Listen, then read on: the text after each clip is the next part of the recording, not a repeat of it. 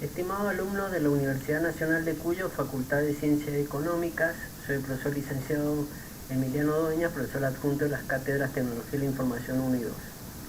En este pequeño videotutorial veremos los conceptos teóricos de la unidad 2 de TI 2 de la parte de base de datos. Bueno, en la clase de hoy veremos base de datos y nos basaremos en SQLite, que es la herramienta elegida desde la cátedra para el dictado de esta unidad. Bueno, aquí tenemos los requerimientos, los conceptos de la unidad, tal cual figuran en el programa. Y bueno, arrancamos. Como soporte a la toma de decisiones debemos tomar los datos, procesarlos, transformarlos en información para que la gerencia pueda resolver, y el principal reservorio de datos son las bases de datos, de allí su importancia en la materia. El autor de esta humilde frase soy yo. En este caso, básicamente lo que les comento es que ustedes van a hacer soporte, más allá de cuál sea su carrera, soporte a la toma de decisiones. Y hoy en día, en la actualidad, el mayor reservorio de datos son las bases de datos de las organizaciones. Bueno, vamos a analizar algunos conceptos con un breve ejemplo. Para este ejemplo me nutrí de Excel, que es herramienta que ustedes ya conocen de TI 1. Bueno, la base de datos. Las bases de datos relacionales, que son las que vamos a trabajar ahora y las que vamos a ver a lo largo de la materia, son en sí mismos, para que lo interpreten o para llevárselos a un plano más didáctico, imaginen el libro de Excel. El libro de Excel sería la base de datos y cada hoja sería una tabla. A diferencia del Excel, en este caso, cada hoja estaría interrelacionada mediante los datos que yo tengo cargados. Esa interrelación la llamamos relaciones, ¿sí? A su vez, adentro de cada hoja, cada columna es lo que nosotros conceptualizaríamos como campo en una base de datos, ¿sí? Obviamente que ya empezamos a tener diferencias que vamos a analizar más adelante. En este caso hemos simulado una pequeña base de datos que va a contar de 3 tablas, ¿sí? Aquí estamos simulando una pequeña empresita que vende cursos, ¿ok? Cursos online, cursos para diferentes personas. Entonces tenemos la tabla de datos del alumno, donde tenemos datos cargados de nuestros alumnos, la tabla curso, donde tenemos el detalle de los cursos, con su nombre, el costo, y por último, una tabla que nace de las otras dos, o sea, existe gracias a las otras dos, es la tabla cursado, donde tenemos datos del alumno, datos del curso y datos de la misma situación, llámese la nota de aprobación.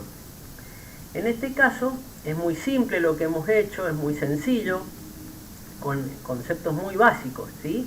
Obviamente que cualquier base de datos es mucho más compleja que esto, pero la idea era que ustedes interpretaran los conceptos lo más simple posible, ¿sí? Bueno, tenemos conceptos teóricos que vamos a ir exponiendo, vamos a ser breve. En este caso, el modelo de datos relacional.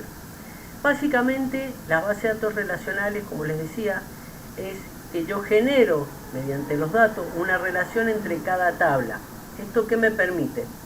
Tener la mínima cantidad de datos disponibles, usar la menor cantidad de datos. Evito la duplicación y la redundancia de información lo más que se pueda. ¿Qué significa esto? Si yo trabajara con una hoja de Excel nomás, tendría que replicar muchos datos. En cambio, al trabajar con tablas y relacionarlas, yo por ejemplo en una tabla puedo tener todos los datos de una persona y con el dato de su legajo directamente replicarlo en otras tablas, como es la tabla cursado, y no tengo que tener repetidos datos personales como el DNI, el nombre y apellido, sino solamente con el dato único, el legajo, ¿sí? Después tenemos conceptos generales, el SGB, Sistema Gestor de Base de Datos. Las bases de datos, chicos, son elementos programados por empresas, por ejemplo, como SQLite, como MySQL, como Postgres, como Oracle, ¿sí? Todas esas herramientas, toda esa base de datos, yo las instalo y necesito una herramienta que me permita, a su vez, generar las bases de datos internamente y a su vez gestionarla. Es el sistema gestor de base de datos. En ese sistema gestor de base de datos yo creo la base de datos, yo genero los usuarios que van a interactuar con esa base de datos, los permisos que van a tener, genero los accesos que van a tener y muchas otras configuraciones, ¿sí? Esto, en este caso, chicos, debemos entender que ustedes están en un nivel no tan cerca del gestor de base de datos, sino más bien de usuarios de una base de datos. Ustedes principalmente lo que van a hacer la organización es extraer datos, procesarlos y en todo caso visualizarlos, ¿sí? Bueno, conceptos que tenemos. Tablas. La tabla es un conjunto de datos dividida por campos, ¿sí? En este caso los campos tienen un tipo, ¿sí?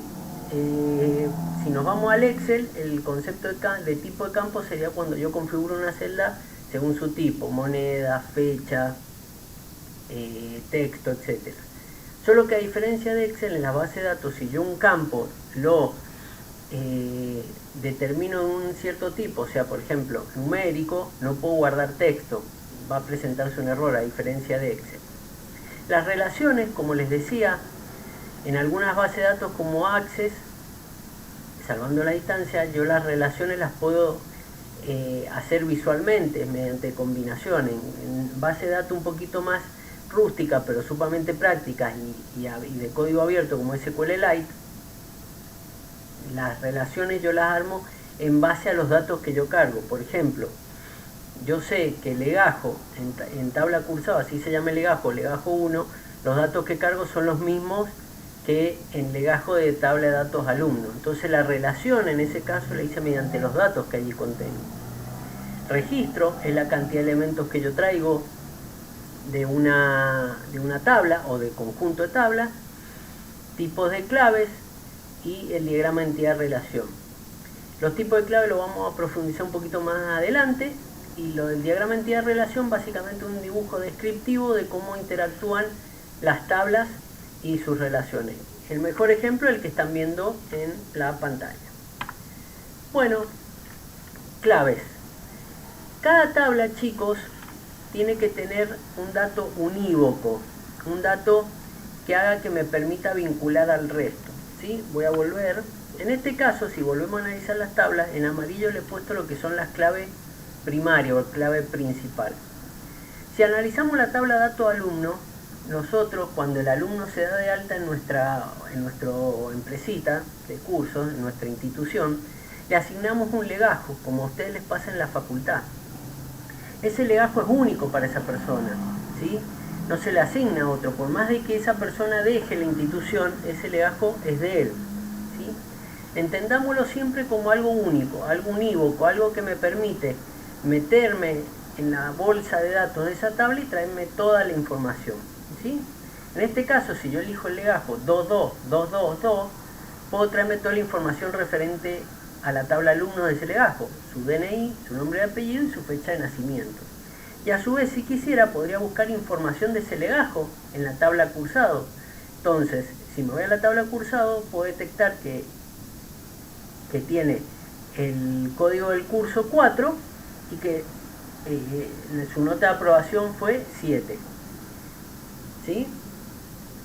Bueno, para que quede claro, me gusta hacer este ejemplo sumamente grande, sumamente burdo, pero que nos permita cerrar el concepto. En este caso, yo siempre doy el ejemplo de mi tía Susana. Supongamos que yo quiero saber la dirección de mi tía Susana, o en qué escuela vota, o etcétera. Algo referente a ella. Y yo el único dato que tengo de ella es su nombre, ¿sí?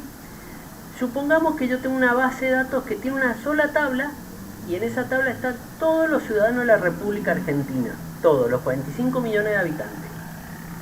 Si yo busco por Susana, la base de datos me va a buscar porque va a ir a todos los que tienen nombre Susana y me los va a traer. Supongamos, en este caso, burdamente hablando, que es 1 millón de legajos, ¿sí? Tengo Susana Pérez, Susana Rodríguez, Susana López, hasta llegar al legajo 1 millón, que es Susana Martínez. En ese caso, yo tendría que estar buscando uno por uno hasta saber cuál es la Susana que corresponde a mi tía. Ahora, si yo tengo el DNI, es mucho más fácil porque la búsqueda es unívoca. Yo en vez de escribir buscar por nombre Susana, busco por DNI y me va a traer a la Susana que está en la calle Entre Ríos, ¿sí? Esto es un modo burdo, pero para que entendamos que los datos siempre tenemos que pensar en cuál es su dato más descriptivo y más unívoco y que me evita cualquier tipo de redundancia. Siempre le doy este ejemplo. Ustedes por algo la facultad les da un número de legajo, porque es la única forma que tienen de identificar todo su historial en su base de datos de forma unívoca. O sea, pueden ser dos alumnos con el mismo nombre, mismo apellido, misma fecha de nacimiento, etc. Hasta podría haber un error y podrían tener el mismo DNI, pero al ser dos personas diferentes se le asigna un legajo interno y cada uno lleva su historial. Bueno, sigamos con los conceptos de clave principal y clave secundaria. Y el concepto, y profundizamos un poquito más con los tipos de campos. La clave principal ya la vimos, que es la clave en una tabla que me permite traerme toda la información, ¿sí? Ahora también viene un concepto que es muy importante a la hora de relacionar, que es la clave secundaria. Muchas tablas tienen claves secundarias que permiten que esa tabla se relacione con tablas con otras tablas. Por ejemplo, acá tenemos de vuelta la tabla datos alumnos, donde la clave principal es legajo, no DNI, legajo. Yo decidí que sea legajo y en base al legajo yo puedo traerme todos los datos. Antes de que me pregunten, sí, obviamente que si yo escribiera el DNI también me traería un solo dato. Pero si por ejemplo tuviéramos dos alumnos con el mismo nombre y buscara por ambos, ya me traería a ambos, ¿sí? No me traería uno solo. A su vez yo tengo la tabla cursado. Como les decía, la tabla cursado es una tabla que nace en base a otras tablas, entonces necesita claves secundarias, ¿sí? Y una clave principal, que le puse clave o clave cursado debería llamarse, 1, 2, 3, 4. Cada registro que se genera le asigna una clave. Esto ya lo vamos a ir profundizando un poquito más adelante. A su vez tengo información complementaria, que es el legajo del alumno y el curso que está llevando. Y una vez que lo aprobó, su nota de aprobación, ¿sí? Acá viene un concepto que es importante, que es el concepto de registro. Este varía según cómo traigamos los datos, pero si nosotros, por ejemplo, trajéramos todos los datos de la tabla cursado, cada línea, cada fila que corresponde a clave, código de curso, legajo y nota de aprobación, lo llamaríamos registro, ¿sí? Eso es un tema conceptual. A partir de ahora me van a escuchar hablar de registro y tienen que interpretar qué es esa línea. Después los tipos de datos, los tipos de campos. Los campos dependen mucho de qué base de datos estamos trabajando. Hay bases de datos que trabajan muchos tipos de campos y otras menos, ¿sí? En este caso, nosotros, por ejemplo, en SQLite tenemos una cierta cantidad. Tenemos campo de tipo texto, campo de tipo fecha, campo de tipo número, campo de tipo de número real, etcétera, ¿sí? Acá voy a hacer una salvedad. Todo lo que se maneje como fecha, ustedes verán en la tabla de datos alumnos que le puse campo fecha, era para no confundirlos, pero en SQLite puntualmente las fechas se trabajan como texto y después tiene toda una parametrización para trabajar con ellos, que es un poco compleja, pero a los efectos de la cátedra, el uso es una herramienta súper práctica. Bueno, si analizamos, por ejemplo, la tabla cursos, tenemos código de curso, que lo identificamos como tabla clave principal, y le hemos puesto que es del tipo numérico y sin coma. Nombre de curso, tipo texto, y costo del curso, campo numérico. No se preocupen mucho ahora si por ahí no les cierra mucho esto, porque en la parte 2 vamos ya a crear tablas y vamos a hacer consulta, entonces ahí el concepto va a quedar más claro. Etapas del procesamiento de datos. Bueno, chicos, etapas de procesamiento de datos hay muchos autores que trabajan el diseño de base de datos de distintas perspectivas. Yo particularmente me inclino por nombrarles brevemente la metodología CRISDM. ¿Por qué? ¿Por qué la metodología CRISDM? Porque ustedes en el futuro lo más factible es que se orienten, los que les guste toda esta temática, los que quieran seguir con esta temática, se orienten más a la ciencia de datos. Y la metodología de CRISDM es una de las más utilizadas en esto, ¿sí? Si yo quisiera darles una clase, que de hecho lo he hecho para otras instituciones, sobre el CRISDM, necesitaría mucho más tiempo, mucho más complejo, cada etapa tiene su análisis, etc. En este caso lo único que he hecho es reducirla en 3 etapas que para mí son las principales, para que ustedes entiendan que no es, armar una base de datos no es así nomás, tiene todo un proceso de estudio, o sea, la base de datos es la culminación de un proceso, ¿sí? Yo le he definido las que creo que son las más importantes: análisis de datos, que es cuando ustedes recopilan todos los datos de la organización, físicos, otras bases de datos, encuestas, etcétera, y arman una estructura de datos, un diccionario de datos. Después, cuando se juntan con la alta gerencia y analizan requerimientos, o sea, ¿qué quiere la gerencia a nivel de información de esa base de datos? ¿O qué requerimiento va a cubrir ese sistema que se va a basar en esa base de datos? ¿Para dónde va? En base a los datos que tienen, a los requerimientos, ustedes confeccionan con el área indicada una base de datos. Acá, chicos, a ver, entendamos una cosa y tenemos que hacer un parate conceptual. Ustedes, por lo que ven en la cátedra, no van a ir a hacer bases de datos y a programar. Acá se les da una base de conocimiento. El que le guste toda esta temática puede hacer el diplomado en ciencia de datos que brinda la facultad, puede hacer cursos, puede ir a la plataforma edX, o sea, tiene que profundizar. Esto está pensado para que ustedes sepan lo que hay, lo mastiquen, lo aprendan, y que en todo caso, al llegar a una organización, por lo menos puedan defenderse sacando datos de una base de datos.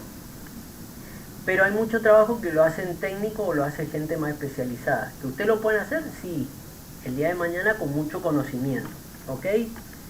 Bueno, incidencia de los procesos de negocio. Acá vamos a analizar unos puntos bastante importantes, pero también de forma conceptual. Lo rico de esta unidad lo vamos a ver con SQL. Bueno, incidencia en los procesos de negocio de la empresa, lo hemos dicho. Si la empresa va a hacer toma de decisión en base a los datos que nosotros obtengamos de las bases de datos, sin duda que su incidencia es fundamental. Si nosotros en una base de datos, por ejemplo, determinamos qué curso, yendo al ejemplo básico, estamos haciendo el más vendido, podemos definir, asignarle más recursos a esos cursos que a otros, y eso lo sacamos en base al consumo. Con respecto a arquitectura de base de datos, la arquitectura de base de datos básicamente un tema muy técnico, lo vamos a nombrar muy por encima, el que lo quiera ampliar está en la documentación. Es el tipo de base de datos, en qué está programada, en qué servidores hay que instalarlo, qué configuraciones lleva. Por lo general, lo que hacen eso son administradores de base de datos y expertos en el tema. Lo más factible, chicos, que les pase es que ustedes lleguen a una organización y las bases de datos ya estén hechas. Ustedes saquen información, a lo sumo puedan sugerir ampliaciones de tablas, ampliaciones de campo, o en su defecto vinculación con otros sistemas. Pero es raro que estén en un proceso de armar una base de datos o de decidir cuál. En la arquitectura también entra la tecnología, o sea, la marca, por decirlo de una manera. Si vamos a usar pagas o públicas, no es lo mismo SQLite que MySQL, que Oracle, que Postgre, etc. Cada una tiene su ventaja y desventaja. Conceptos y distintos tipos de arquitectura viene en base a lo que les decía, ¿sí? Por último, forma de normalización. Este tema también es complejo, llevaría más de una clase explicarlo, pero para que entiendan el concepto. Si ustedes el día de mañana están en un grupo donde van a diseñar una base de datos para un sistema o lo que sea, una vez que se determinan las tablas, las relaciones, los campos que va a llevar cada tabla, se pasa por este filtro de las formas de normalización. Eso permite identificar que no haya redundancia, que las relaciones estén bien, que las tablas estén bien. Es como una especie de reglas a cumplimentar, a evaluar de nuestro diseño de base de datos, y es fundamental. Insisto, explicar este tema demoraría un buen rato. El siguiente punto, los tipos de base de datos más comunes. Nosotros estamos trabajando con las bases de datos relacionales, ¿sí? Como decía, son tablas que tienen relación de datos entre ellas. A su vez cumplen ciertas normativas como la multiplicidad, etcétera, ¿sí? En este caso no son las únicas, hoy son las más comerciales y son las que en el 90% de las veces se van a encontrar, ¿sí? Las bases de datos relacionales, brevemente, nacieron en los años 80. Yo, de hecho, en los años 2000, cuando empecé a estudiar sistemas, ya era no un estándar, pero era lo que más había, ¿sí? Por eso, hablar de antes la base de datos relacional mucho sentido no tiene. Después tenemos la base de datos distribuida, base de datos orientada a objetos, base de datos gráficas muy usadas en videojuegos, base de datos no SQL. Bueno, esas se utilizan en distintos tipos de trabajo y ya requieren especialistas en los temas, ¿sí? Y van con ciertas funcionalidades. No me voy a detener mucho en esto porque sería hacerle un gran cúmulo de información a la macana y lo importante es que avancemos, ¿sí? En este caso, para que sepan que hay otras bases de datos, ¿sí? Bueno, temática vinculada con la currícula de las carreras, LA, LE y CPN. A ver, chicos, en este momento hemos tenido un gran avance teórico con esta temática, pero ustedes miran, profe, ¿y cómo va esto? ¿Cómo me sirve a mí en la carrera? Obviamente que nuestras dos cátedras no son troncales, pero de la cátedra siempre nos esforzamos en que todo lo que le damos les sirva, sea una herramienta más en su caja de herramientas de conocimiento. Y actualmente, ustedes sean licenciados en administración, economistas o contadores, van a estar constantemente, como bien dije al principio, dándole soporte a la organización, ¿sí? Y todo ese soporte está en base de datos. Ustedes después van a tener auditoría, donde van a ver auditoría de sistemas, donde van a ver auditoría de base de datos, o auditoría para encontrar algún tipo de acto ilegal, y mucha de esa información está guardada en una base de datos. Van a tener la materia de sistemas de información contable, donde van a tener que ver esos sistemas en qué base de datos están sostenidos. Los licenciados en economía, que hacen proyecciones, los licenciados en administración, que toman decisiones, los contadores, que entre las muchas cosas que tienen que hacer, detectar fraude. Bueno, van a tener que saber zambullirse en cualquier base de datos e interpretar sus relaciones, sus tablas, y poder traerse la información que necesitan. Bueno, la próxima clase vamos a ver y trabajar con SQL. Como spoiler les digo que SQL es la herramienta que me permite, o el lenguaje que me permite todos los datos que yo vi en las tablas, poder procesarlo y traérmelo. Pero eso lo vamos a ver en la próxima clase. Como les digo siempre, aprovechen todo lo que nos brinda la UNCU. El que quiera profundizar esos temas, están los cursos de gratuitos que fueron gestionados por el titular de la cátedra. Entonces aprovechenlo, que hay cursos de SQL, de base de datos, etc. Por último, mi mail, mi horario de consulta.